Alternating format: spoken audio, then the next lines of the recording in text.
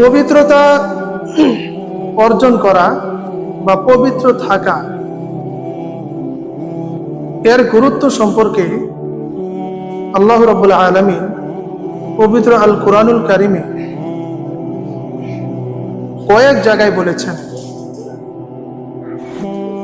আর এই বিষয়টা আমি এজন্য বেছে নিয়েছি যে আমরা সালাত আদায় করি,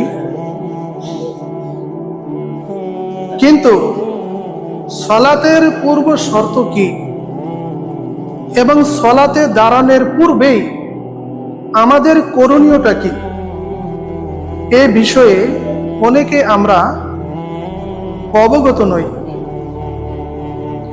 আমাদের একটা ধারণা আছে যে আমরা যখন অপবিত্র হই, ছোট বা বড়, ওই অপবিত্রতা থেকে শুধু ওযু গোসল করলেই আমাদের পবিত্রতা অর্জন হয়ে যায়। কিন্তু পবিত্রতা অর্জনের জন্য যে বিষয়টা বা যে জ্ঞানটা প্রত্যেকের জানা জরুরি, এটা আমাদের মধ্যে শতকরা 2-4 জন হয়তো জানে, বাকিটুকুই জানে না। এজন্যে না জানার কারণেই দেখা গেছে নামাজের মধ্যেই তাদের অনেক ভুল লক্ষ্য করা যায়, দেখা যায়। রাসূলুল্লাহ সাল্লাল্লাহু আলাইহি ওয়াসাল্লাম তিনি বলেছেন, সল্লু কামা রাআইতুমুনি উসাল্লি, সালাত সেভাবেই পড়ো যেভাবে আমাকে পড়তে দেখেছো। সালাত সেভাবেই আদায় করো, আমি নবীকে যেভাবে পড়তে দেখেছো, আমার নির্দেশিত পথে, আমার দেখানো রাস্তায় আমি যেভাবে পড়েছি, আমার সাহাবারা যেভাবে পড়েছে, তোমরা সেভাবেই সালাত আদায় করো। কিন্তু সেই নবীর সালাত আমাদের অনেকের মধ্যেই বিদ্যমান নয় বা নাই। কারণ আল্লাহ রাব্বুল আলামিন এই সালাতের বিষয়ে এত কথা কুরআনুল কারীমে বলেছেন যা অন্য কোনো ইবাদতের ক্ষেত্রে বলেন না। সালাতের ক্ষেত্রে বলতে যেই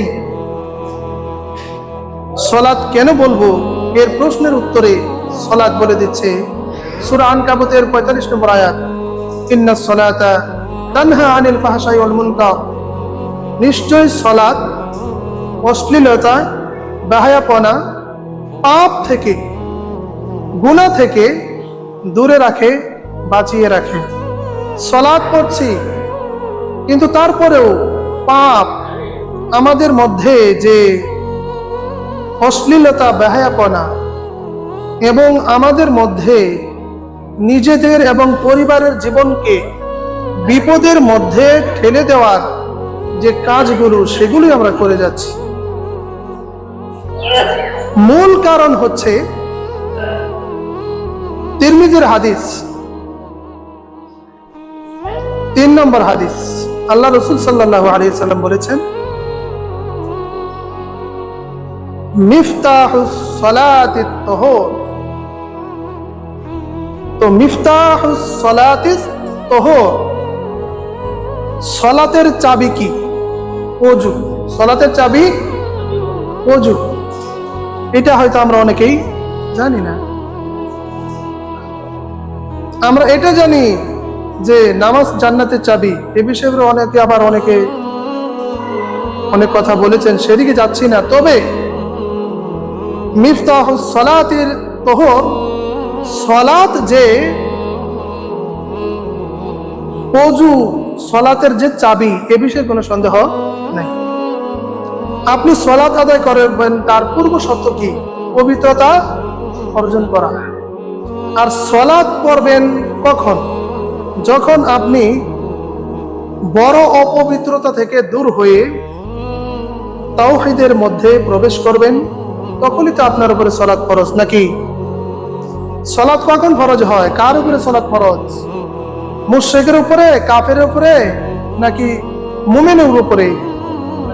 ইমানদারের উপরে নামাজ ফরজ, নাকি সালাত ফরজ হচ্ছে যারা মুসলিম, যারা মুমিন মুমিনা, এদের উপরে সালাত ফরজ। কাফের উপরে, মুশরিকের উপরে তো সালাত ফরজ না। তাহলে বড় অপবিত্রতা হলো শিরক। বড় অপবিত্রতা কি? শিরক। সর্বপ্রথমে শিরক থেকে মুক্ত হয়ে আপনি ঈমানকে গ্রহণ করার পরে সর্বপ্রথম প্রত্যেকটা মুমিন মুমিনার উপরে ফরজে আইন হলো সালাত আদায় করা।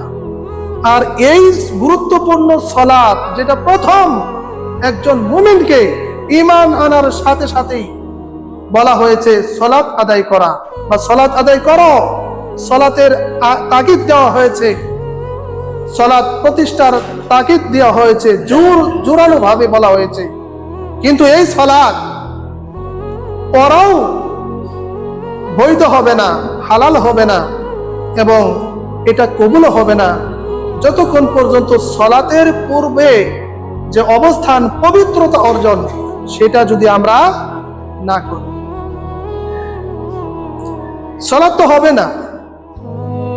যেহেতু আল্লাহর রাসূল বলেছেন যে লা তাকরাবুস সালাতা বিগাইরি তাহুর, তিরমিজির হাদিস।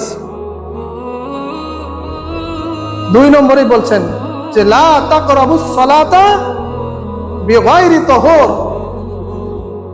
আল্লাহর নবী সাল্লাল্লাহু আলাইহি ওয়াসাল্লাম বলেছেন যে কোনো সালাত হবে না, কোনোভাবেই হবে না, হোক ফরজ হোক নফল বা আপনারা যাই বলেন। কারণ ফরজের অতিরিক্ত যে সালাতগুলো সবগুলোই কি নফলের কাতারে ধরা হয়েছে। যদিও আমরা বলি সুন্নাত, আবার কিছু আছে ওয়াজিব, সেটা ভিন্ন জিনিস। কিন্তু কোনো সালাত হবে না, নফল হোক আর ফরজ হোক, সুন্নাত হোক ওয়াজিব হোক, কোনো সালাত হবে না কতক্ষণ পর্যন্ত? যতক্ষণ পর্যন্ত পবিত্রতা অর্জন না করব। আল্লাহ রাসূল বলেছেন লা তাকরাবুস সালাতু তাহুরুন বিগাইরি তাহুর, সালাত তো হবেই না যতক্ষণ পর্যন্ত তোমরা পবিত্রতা অর্জন না করো। তো এখানে সালাত হবে না পবিত্রতা অর্জন ছাড়া। এই জন্য আজকে পবিত্রতার বিষয়ে কথা বলবো, এবং সালাত আদায়ের পূর্বেই সালাতের মধ্যে বা সালাতের জন্য ফরজ আছে 13টা। কয়টা ফরজ? 13টা ফরজ আছে।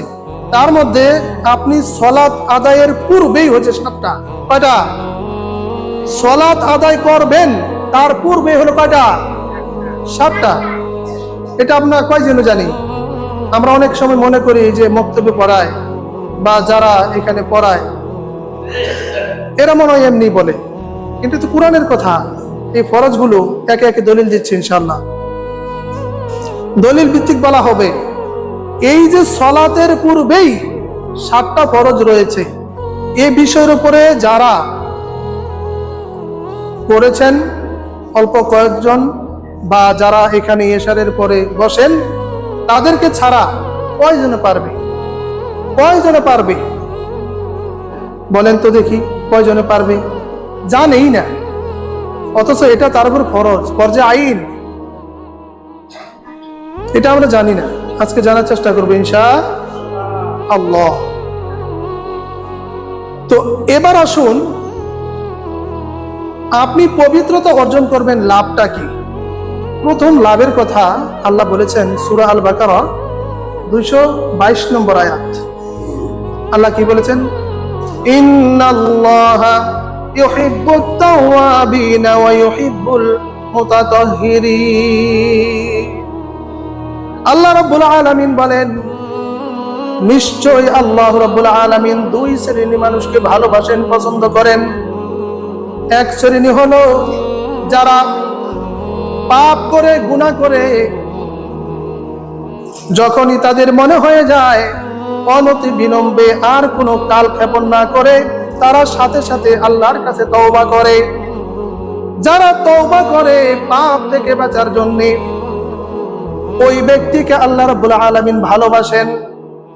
ওয়া ইউহিব্বুল মুতাতাহহিরিন, আরেক শ্রেণী মানুষকে আল্লাহ পছন্দ করেন, ভালোবাসেন, তারা হলো পবিত্রতা অর্জনকারী। সুবহানাল্লাহ। যারা পবিত্রতা অর্জন করে আল্লাহ তাদেরকে কি করেন? ভালোবাসেন। সুবহানাল্লাহ। আল্লাহ দুই শ্রেণী মানুষকে ভালোবাসেন, যারা পাপ করে, গুনাহ করে, তওবা করে, আর যারা অপবিত্র হওয়ার পরে অতি তাড়াতাড়ি পবিত্রতা কি করে? অর্জন করে। আলহামদুলিল্লাহ, আল্লাহ ভালোবাসেন দুই শ্রেণী মানুষকে। কেন? এবার আসুন, আল্লাহ রাসূল সাল্লাল্লাহু আলাইহি সাল্লাম, ইবনে মাজাহ 4112 নম্বর হাদিস, আল্লাহ রাসূল সাল্লাল্লাহু আলাইহি সাল্লাম বলেছেন, ইন্নাল্লাহা তাইয়্যিবুন ইউহিব্বুত তাইয়্যিব, নাযীফু ইউহিব্বুন নাযাফা। নিশ্চয় আল্লাহ রাব্বুল আলামিন পবিত্র এবং তিনি পবিত্রতাকে ভালোবাসেন। তিনি নাযীফু ইউহিব্বুন নাযাফা, এবং তিনি পরিচ্ছন্ন এবং পরিচ্ছন্নকারীকে আল্লাহ ভালোবাসেন। সুবহানাল্লাহ। আল্লাহ নিজে পবিত্র। আল্লাহ নিজে কি? ইন্নাল্লাহা তাইয়্যিবুন, নিশ্চয়ই আল্লাহ কি? পবিত্র, মহাপবিত্র। আল্লাহ যে মহাপবিত্র, সেটা আমরা যখন সালাতে দাঁড়াই, সালাতে দাঁড়িয়ে তাকবীরে তাহরিমা বলে সাথে সাথে আমরা কিরাত পড়ার আগে আমরা প্রারম্ভিক একটা দোয়া পড়ি, শুরুর একটা দোয়া পড়ি, আমরা অনেকেই সানা বলি, যেটাকে বলা হয় ইস্তিফতাহু, তথা প্রারম্ভিক দোয়া, শুরুর দোয়া। সেই দোয়াটা আমরা পড়ি কি? সুবহানাকা আল্লাহুম্মা ওয়া বিহামদিকা ওয়া তাবারাকা ইসমুকা ওয়া তাআলা জাদ্দুকা ওয়া লা ইলাহা গায়রুক সুবহানাক। আল্লাহ পবিত্র, মহান। কেমন পবিত্র? মহাপবিত্র। আল্লাহ এমন পবিত্র যেই পবিত্রতার সীমারেখা দুনিয়াতে কোনো শক্তি, কোনো ব্যক্তি, কোনো গোষ্ঠী, দুনিয়ার সকলে মিলেও যদি আল্লাহর পবিত্রতা সম্পর্কে লেখালেখি শুরু করে, তাহলেও তাদের দুনিয়ার সব কিছু শেষ হয়ে যাবে, আল্লাহর পবিত্রতা লেখা শেষ হবে না। আল্লাহ কত পবিত্র!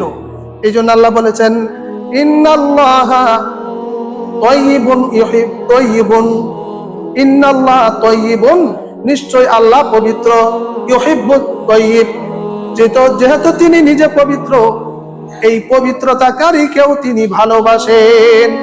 নাযীফু ইউহিব্বুন নাযাফা, আর আল্লাহ হচ্ছেন পরিচ্ছন্ন, তিনি পরিচ্ছন্নকারীকে তিনি ভালোবাসেন। সুবহানাল্লাহ। এবার আসুন, পবিত্রতা অর্জনের জন্য আমরা বলেছিলাম যে নামাজ আদায়ের পূর্ব শর্ত পবিত্রতা অর্জন করা। এবার আসুন, যে আমরা নামাজের ভিতরে এবং বাহিরে কয়টা ফরজ বলেছিলাম? 13টা। কয়টা? 13টা ফরজ। নামাজের আগে যেগুলো, এগুলো আজকে বলবো। নামাজের পরে, নামাজের শুরু বা মাঝখানে যেটা আছে সেটা আগামী জুমাতে ইনশাআল্লাহ, যেহেতু সালাত সম্পর্কে আলোচনা করা হবে, ওইখানে বলা হবে। আজকে শুধু পবিত্রতা অর্জন সম্পর্কেই আলোচনা করব। নামাজের বাহিরে কয়টা ফরজ বলেছি? হ্যাঁ, একটু মনে রাখেন, এটা কিন্তু সবার মুখস্থ রাখা, সবার জানা ফরজ আইন। এটাকে খামখেয়ালি করলে হবে না। আমরা জানি না, জানার চেষ্টা করব, এর নাম ঈমান। মুমিনের বৈশিষ্ট্য কি?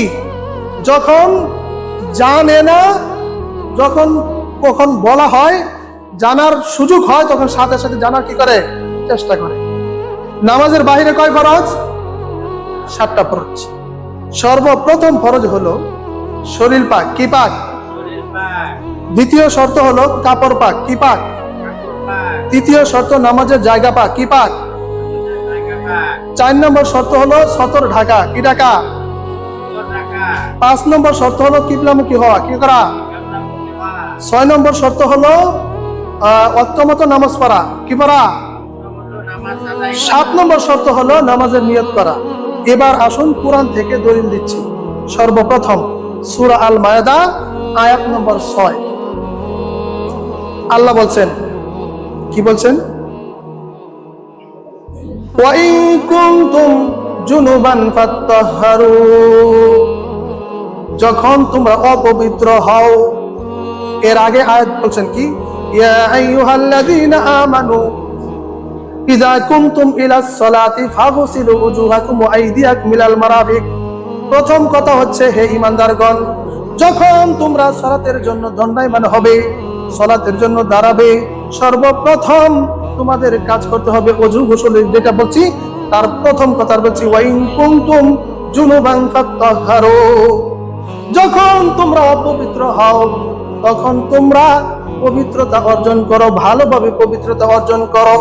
তাহলে বোঝা যাচ্ছে সালাতে দাঁড়ানোর পূর্বে সর্বপ্রথম হচ্ছে শরীরটাকে পাক করতে হবে। কি করতে হবে?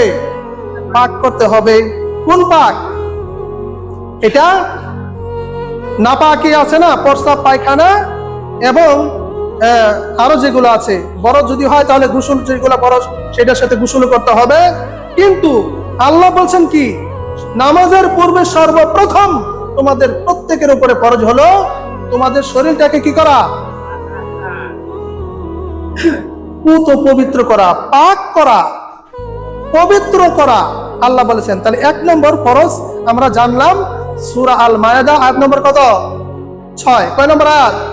6 নম্বর আয়াত। একটু খেয়াল করেন। 2 নম্বর হলো কি? কাপড় পাক। কি পাক? কাপড় পাক। সূরা মুদ্দাসির আয়াত নম্বর 4, ওয়াসিয়াবাকা ফাতাহির, হে নবী, আপনি আপনার পোশাককে পবিত্র করুন, পরিচ্ছন্ন করুন, পবিত্র রাখুন। তাহলে এর দ্বারা বোঝা গেল যে আপনি যখন নামাজের জন্য দাঁড়াবেন তখন আপনার পোশাকটা পবিত্র আছে নাকি নাপাকি লেগে আছে নাকি অপবিত্র আছে, এদিকে খেয়াল করুন, লক্ষ্য করুন। অতএব আপনার পোশাককে আপনি পবিত্র রাখুন। 2 নম্বর কি? 2 নম্বর ফরজ কি জানলাম তাহলে? পোশাককে পবিত্র রাখা। সালাত আদায়ের পূর্বে আপনার জন্য ফরজ আইন, জানতেই হবে আপনাকে। 3 নম্বর শর্ত হলো নামাজের জায়গা পাক। নামাজের জায়গা পাক। সূরা বাকারা আয়াত নম্বর 125, ওয়া আহিদনা ইলা ইব্রাহিম ওয়া ইসমাঈলা আন তাহিরা বাইতিয়া লিত-তাইফিনা ওয়াল আকিফিনা ওয়ার রুকআইস সুজুদ। আল্লাহ রাব্বুল আলামিন বলেন, আমি ইব্রাহিম এবং ইসমাঈল আলাইহিস সালাতু ওয়াস সালামকে দায়িত্ব দিলাম, তাদেরকে আদেশ করলাম, নির্দেশ দিলাম যেন তারা আমার ঘর সমূহকে, আমার গৃহকে পবিত্র করে, পবিত্র রাখে, পরিচ্ছন্ন করে, পরিচ্ছন্ন রাখে। কাদের জন্য? ওয়াত-তাইফিনা, যারা তওয়াফ করে তারা, ওয়াল আকিফিনা, এবং যারা ইতিকাফ করে তারা, আর রুকআইস সুজুদ, এবং রুকু এবং সিজদাকারীদের জন্য আমার ঘরটা যেন তিনি পবিত্র রাখে, তারা পবিত্র রাখে। আলহামদুলিল্লাহ। তাহলে 3 নম্বর শর্ত কি? নামাজের জায়গা পাক। কে জায়গা পাক? চিন্তা করছেন? আল্লাহ নির্দেশ দিয়েছেন একজন নামাজি, রুকু সিজদাকারী, তাওয়াফকারী, ইতিকাফকারী কত মর্যাদাবান, কত সম্মানিত। আল্লাহ বলছেন সুবহানাল্লাহ, এমন একজন নবীকে এবং নবীর সন্তানকে, যিনি আমাদের মুসলিম মিল্লাতের পিতা। তিনি কে? ইব্রাহিম আলাইহিস সালাতু ওয়াস সালাম, আমাদের পিতা, এবং ইসমাঈল আলাইহিস সালাতু ওয়াস সালামকে, যার বংশধর আমাদের প্রিয় নবী মুহাম্মদুর রাসূলুল্লাহ সাল্লাল্লাহু আলাইহি সাল্লাম, যার বংশধর আমরা সবাই। ওই ইসমাঈল এবং ইব্রাহিম দুজনে মিলে কাবাকে পরিষ্কার করবে। কাদের জন্য? যারা তওয়াফ করবে, যারা ইতিকাফ করবে, এবং যারা রুকু সিজদা করবে। রুকু সিজদা কোথায় করা হয়? নামাজে। কোথায়? নামাজে। তাহলে 3 নম্বর শর্ত হলো, যেমন প্রথম শর্ত শরীর পাক, দ্বিতীয় শর্ত কাপড় পাক, তৃতীয় শর্ত নামাজের জায়গা পাক আমরা জানলাম। 4 নম্বর শর্ত হলো সতর ঢাকা। কি ঢাকা? সতর ঢাকা। সূরা আল আরাফ, সূরা আল আরাফ আয়াত নম্বর 31, আল্লাহ রাব্বুল আলামিন বলেন, ইয়া বানি আদম খুযু যিনাকুম ইনদা কুল্লি মাসজিদ, আল্লাহ রাব্বুল আলামিন বলেন, হে বনি আদম, আমি তোমাদেরকে আদেশ করলাম, নির্দেশ দিচ্ছি, তোমরা যখন নামাজে দাঁড়াবে, যখন তোমরা নামাজের জন্য প্রস্তুত হবে, তখন তোমরা তোমাদের পোশাককে নিজেদের শরীরে ভালোভাবে আবৃত করবে, বেশভূষা ভালো করবে, পোশাকটা সুন্দর মণ্ডিত পোশাক পরে তখন তোমরা নামাজে আল্লাহর সামনে দাঁড়িয়ে যাবে। সুবহানাল্লাহ। তাহলে 4 নম্বর শর্ত কি? সতর ঢাকা। কি ঢাকা?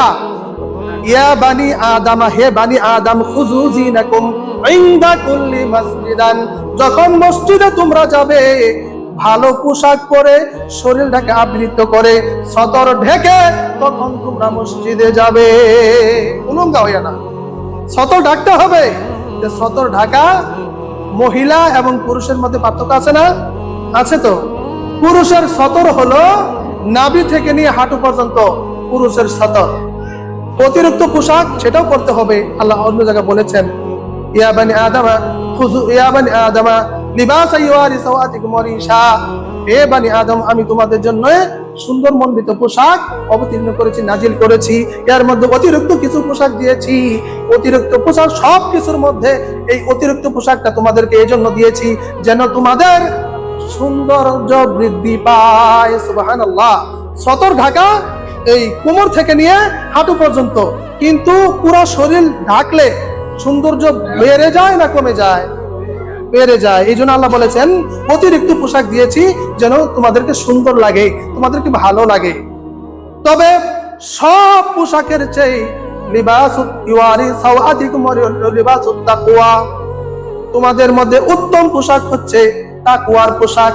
তাকওয়ার পোশাক হলো ওই পোশাক যেই পোশাক সর্ব অবস্থায়, সব জায়গাতে, সকল অবস্থানে স্বাভাবিকভাবে ব্যবহার করা যায়। নামাজের সময় হয়েছে, ওযু করতে দেখা গেছে পোশাক খুলতে হয়, তা না হলে পোশাক ছিঁড়া যায়। যে পোশাক ছিঁড়া যায়, ওযুর যে অঙ্গগুলো আছে যে পর্যন্ত ধুইতে হবে, এই কোন পর্যন্ত, নাকি কোন পর্যন্ত ধুইতে হবে? কোন পর্যন্ত ধুইতে হবে, এটা ফরজ। আলোচনা পরে আসছে। তাহলে দেখা গেছে এ ব্যাপার উঠছে না, তাহলে এটা লিবাসে তাকওয়া হচ্ছে না। পোশাক পরে, যেই পোশাক, এমন পোশাক পরছে রুকুতে গেলেই তার সতর কি ফরজ তরক হয়ে গেছে, অর্থাৎ সতর শেষ, নষ্ট হয়ে গেছে। ওটা লিবাসুত তাকওয়া, ওটা তাকওয়ার পোশাক নয়। তাকওয়ার পোশাক হবে ঢিলা ঢিলা, অর্থাৎ এমন পোশাক যেই পোশাক বসতে, দৌড়াইতে, কোনো অবস্থাতে কোনো সমস্যা না হয়, ওটা হচ্ছে কি লিবাসুত তাকওয়া, তাকওয়ার পোশাক। তাহলে 4 নম্বর শর্ত হলো কি করা? সতর ঢাকা। আবার শুনেন, 1 নম্বর হলো শরীর পাক কি পাক, 2 নম্বরে কাপড় পাক কি পাক, 3 নম্বরে নামাজের জায়গা পাক, 4 নম্বরে সতর ঢাকা, 5 নম্বরে হলো কিবলামুখী হওয়া। কি হওয়া?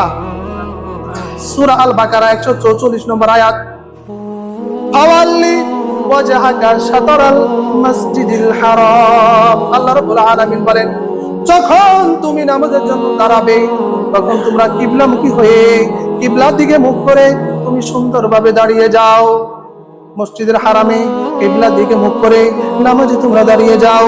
আমরা যদি অনেকে প্রশ্ন করি কোন দিকে ফিরে নামাজ পড়েন, অনেকেই বলে আমরা পশ্চিম দিকে ফিরে নামাজ পড়ি। আল্লাহর কসম, যদি বলে পশ্চিম দিকে ফিরে নামাজ পড়ি, জিন্দেগিতেও নামাজ হবে না। বলতে হবে কিবলার দিকে মুখ করে নামাজ পড়ি। কোন দিকে? আমরা কি বলি না পশ্চিম দিকে? উত্তর, পশ্চিম, পূর্ব, দক্ষিণ, এর মধ্যে কোনো কল্যাণ নাই। এটা আল্লাহ এখানে বলেছেন সূরা আল বাকারা 144 নম্বর আয়াতে বলেছেন, নবী হে, আমি বারবার লক্ষ্য করেছিলাম তুমি কিবলার দিকে মুখ করে তাকিয়ে থাকো, তুমি নজর করো, তুমি দৃষ্টি দাও, তুমি চাও যেন কাবাকে কিবলা হিসাবে তোমার জন্য আমি করে দেই। এটা আমি বুঝতে পেরে আমি আল্লাহ তোমার জন্য কিবলাকে, কাবাকে কিবলা হিসাবে মনোনীত করলাম। এই কাবার দিকে ফিরে তুমি নামাজ আদায় করো। এই কাবা যেদিকে যায়, যেদিকে ফিরে, ওই দিকে ফিরেই তুমি নামাজ আদায় করবে। এই জন্য মক্কা মদিনায় কি চতুর্দিকে ফিরে কি কাবাকে সামনে রেখে চতুর্দিকে ফিরে নামাজ পড়ে না? কথা বলেন, পরে কে পারে না? যারা পরে, আপনারা যারা গেছেন তারা তো জানেন, জানেন না? আমাদের মূল উদ্দেশ্য হলো কি? কিবলার দিকে মুখ করে। কোন দিকে মুখ করে? কিবলামুখী হয়ে কিবলার দিকে মুখ করে আমরা নামাজ আদায় করি। ফরজ কয়টা গেছে? 5টা। কয়টা গেছে? আবারই খেয়াল করেন, শরীর পাক, কাপড় পাক, নামাজের জায়গা পাক, সতর ঢাকা, কিবলামুখী হওয়া। 6 নম্বর হলো ওয়াক্ত মতো নামাজ পড়া। 6 নম্বর কি? সূরা আন-নিসা আয়াত নম্বর 103 আল্লাহ বলেছেন, ইন্নাস সালাতা কানাত আলাল মুমিনিনা কিতাবাম মাওকুতা। আল্লাহ বলেন, সুনির্দিষ্ট সময়ে জামাতের সাথে নামাজ আদায় করাকে আমি আল্লাহ তোমাদের জন্য ফরজ করেছি। সুবহানাল্লাহ। ওয়াক্ত মতো নামাজ পড়া, বুঝতে পারছেন তো? ওয়াক্ত মতো নামাজ পড়া হলো, এখন জোহরের অর্থ এসছে, জোহরের সালাত আদায় করতে হবে। কোনো ব্যক্তি যদি কোনো মুসাফির না হয়, কোনো উজুর আপত্তি না থাকে, যদি জরুরত না থাকে, তাহলে ওই ব্যক্তি যদি বলে, যেহেতু 5 ওয়াক্ত নামাজ সারাদিন 24 ঘন্টা আল্লাহ রাব্বুল আলামিন প্রত্যেকটা মুমিন মুমিনাকে সুস্থ স্বাভাবিক অবস্থায় ফরজ করেছেন, ফরজ আইন করে দিয়েছেন, ওই ব্যক্তি যদি বলে আমি এশারের সময় ফজর, যোহর, আসর, মাগরিব, এশা 5 ওয়াক্ত একসাথে পড়বো, কিয়ামত পর্যন্ত নামাজ পড়লেও তার নামাজ হবে না। ওয়াক্ত হওয়া লাগবে, সময় হওয়া লাগবে। যদি বলেন আসরের পরেই মাগরিবের সালাত আদায় করবেন, হবে কি? হবে না। এই জন্য ওয়াক্ত মতো নামাজ পড়াটা ফরজ। আল্লাহ বলছেন, ইন্নাস সালাতা কানাত আলাল মুমিনিনা কিতাবাম মাওকুতা। নির্ধারিত সময়ে, সুনির্দিষ্ট সময়ে নামাজ পড়াকে আমি আল্লাহ ফরজ করে দিয়েছি। সুবহানাল্লাহ। তাহলে কয় নম্বর গেল? 6 নম্বর। এবার আছে 7 নম্বর। 7 নম্বর হলো নামাজের নিয়ত করা। নামাজের কি করা? নিয়ত করা। সহিহ আল বুখারী, কোরআনের পরেই যার অবস্থান, কোরআনের পরেই যাকে সবচেয়ে বেশি মর্যাদাপূর্ণ কিতাব বলা হয়, তার নাম কি? সহিহুল বুখারী। আমরা জানি না, নাম শুনছি না? সহিহ বুখারীর সর্বপ্রথম হাদিস হলো, ইন্নামাল আমালু বিন্নিয়াত। প্রত্যেকটা ভালো কাজের অবস্থান হলো, তার মর্যাদা হলো, তার দিক হলো যে প্রত্যেকটা ভালো কাজের অবস্থান হলো নিয়তের উপর নির্ভরশীল। নিয়তটা যদি ভালো হয় তাহলে ওই কাজ ভালো হয়। এক কথা আল্লাহ রাব্বুল আলামিন নিজে এক জায়গায় বলেন, হাদিসে কুদসিতে বলেন, আল্লাহ বলেন, আমার বান্দার ধারণা অনুযায়ী আমি আমার বান্দার সাথে ব্যবহার করে থাকি। আমার বান্দা যদি আমি আল্লাহ সম্পর্কে, আমি রব সম্পর্কে তারা সুধারণা রাখে, ভালো ধারণা রাখে, আর ওই বান্দার জন্য আমি আল্লাহ কল্যাণকর কাজ করতে থাকি, আমি ভালোই করতে থাকি। আর যদি কোনো বান্দা আমার সম্পর্কে কুধারণা রাখে, খারাপ ধারণা রাখে, ওই বান্দার জন্য মুসিবত, কুধারণা, পাপের যত অবস্থান আছে সব কিছু তার জন্য আমি তৈরি করে দেই। নাউযুবিল্লাহ। তাহলে ইন্নামাল আমালু বিন্নিয়াত ওয়া যা বিকলবিন সালিম। কিয়ামতের মাঠে, হাশরের ময়দানে আল্লাহ রাব্বুল আলামিন বলেন, কিছু সংখ্যক মানুষ যাদের অন্তর, যাদের নিয়ত সহিহ আছে, যাদের নিয়ত ভালো আছে, ওই ভালো নিয়তের মানুষগুলো হাসতে হাসতে, নাচতে নাচতে আল্লাহর জান্নাতে চলে যাবে। সুবহানাল্লাহ। তাহলে 7 নম্বর ফরজ হলো কি? নিয়ত করা। বুঝতে পারছেন তো? তাহলে নামাজের বাহিরে কয় ফরজ জানলাম? 7টা ফরজ। আবারই খেয়াল করেন, 1 নম্বরে শরীর পাক। কি পাক? 2 নম্বরে কাপড় পাক। 2 নম্বরে কি পাক? 3 নম্বরে নামাজের, 4 নম্বরে সতর ঢাকা, 4 নম্বরে, 5 নম্বরে কিবলামুখী হওয়া। কি হওয়া? 6 নম্বরে ওয়াক্ত মতো নামাজ পড়া। 7 নম্বরে নামাজের নিয়ত করা। নিয়ত ছাড়া নামাজ হবে না। নিয়ত ছাড়া কোনো ইবাদত আল্লাহ কবুল করবেন না।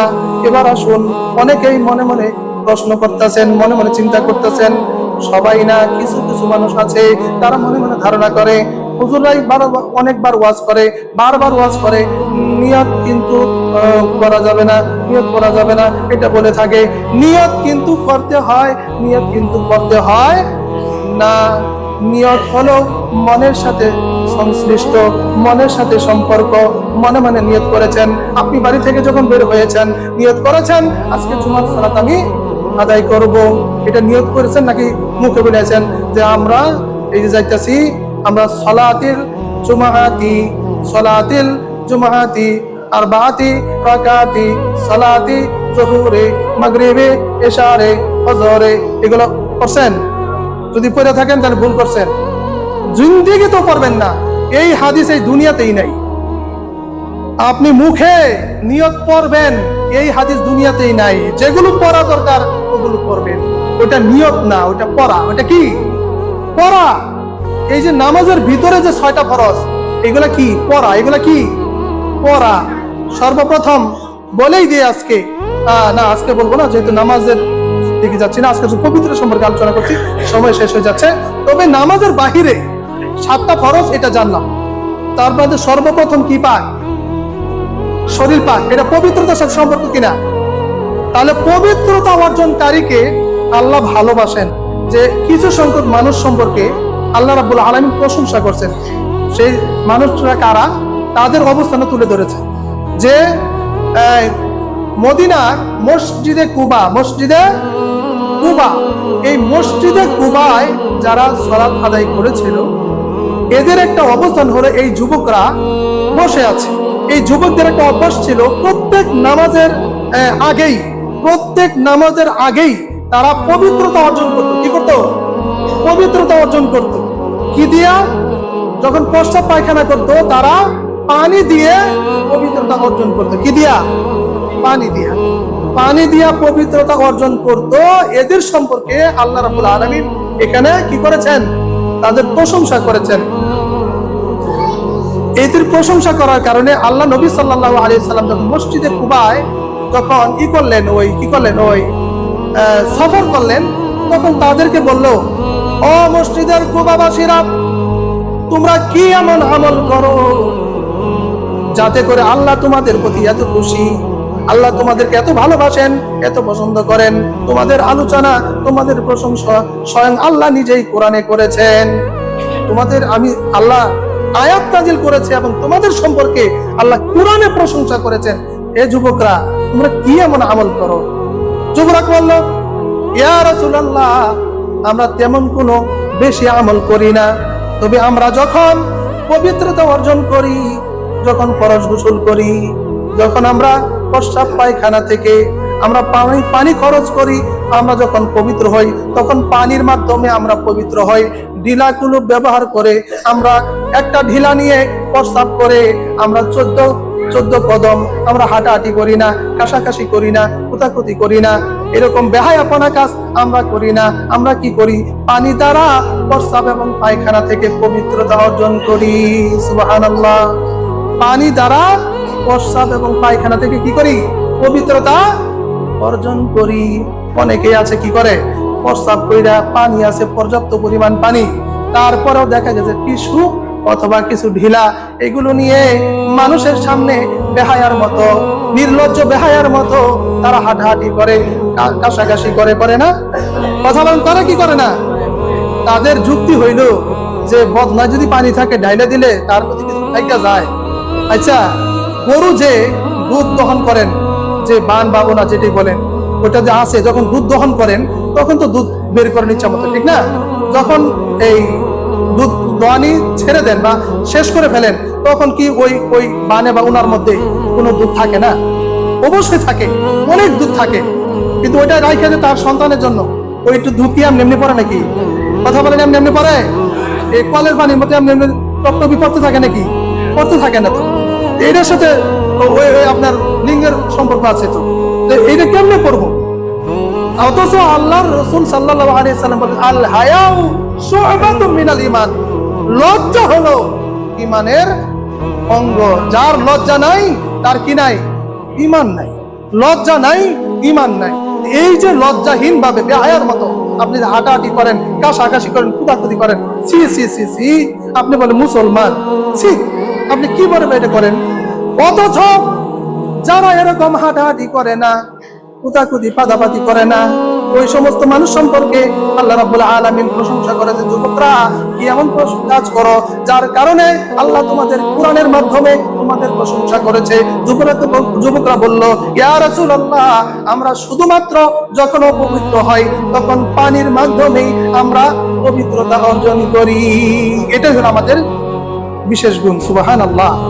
এই জন্য যখনই প্রস্রাব পায়খানায় যাবেন তখন কাপড়গুলো একটু সাবধানতার সাথে বসার চেষ্টা করবেন।